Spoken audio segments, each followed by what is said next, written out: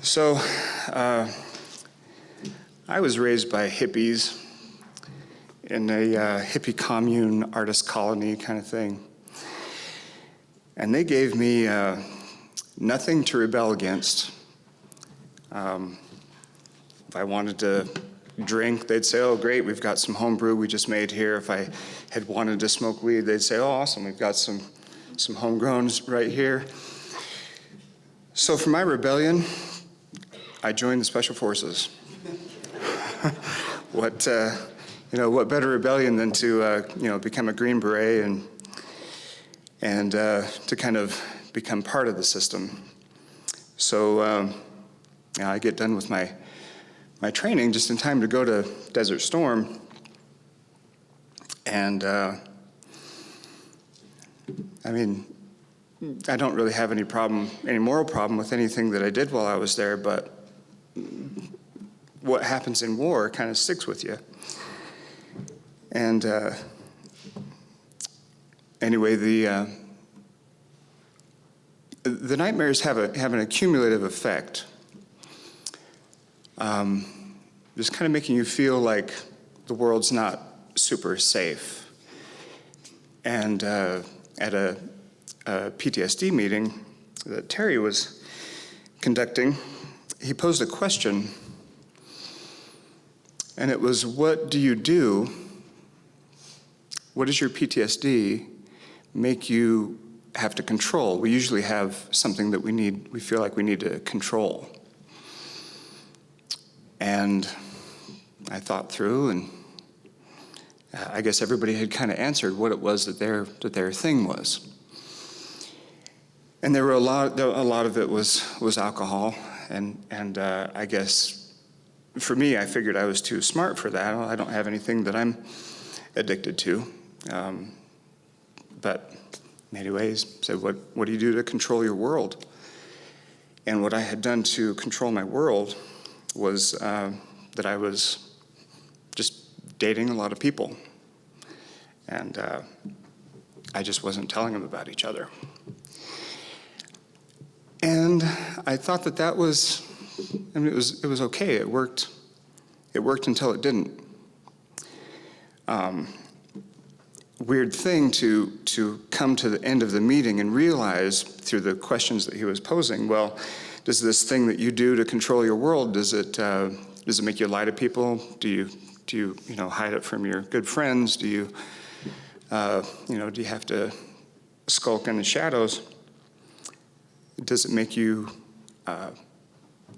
behave like less than you would like to be? And so for me, the answer was yes. I was doing stuff that didn't really fit with who I wanted to be. So by the end of that meeting, the warrior in me was ready to battle this, to kind of make all this stuff go away. So I started breaking up with people and getting sloppy, I guess. And anyway, they found each other, and they made a Facebook page, and they just completely destroyed me, as well they should have. And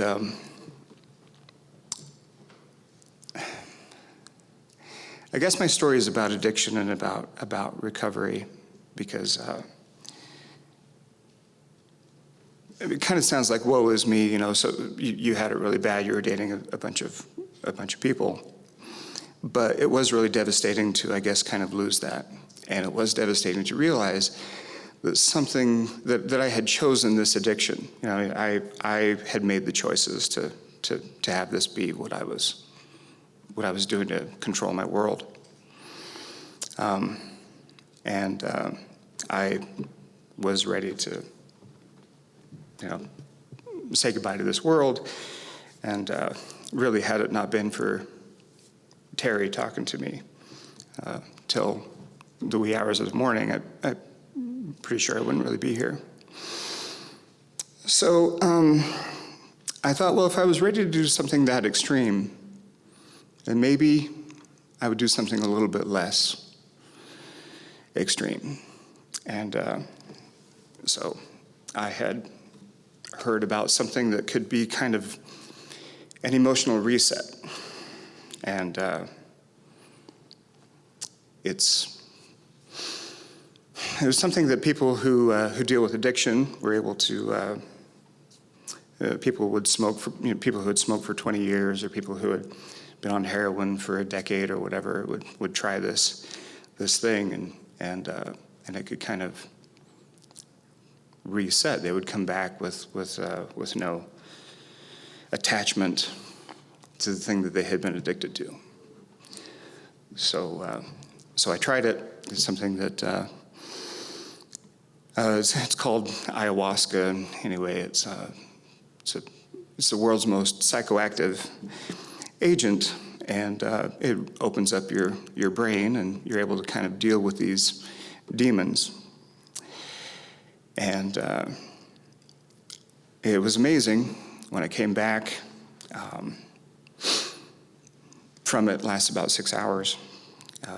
When I came back from it, I got myself back.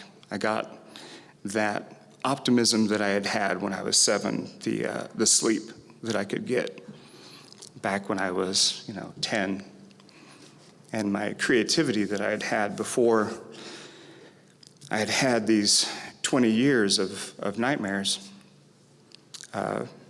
back.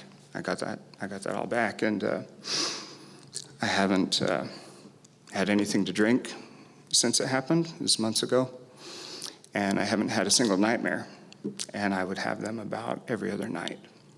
So it was amazing and really helpful, and I hope that my story can help out maybe somebody else that's struggling. That's it.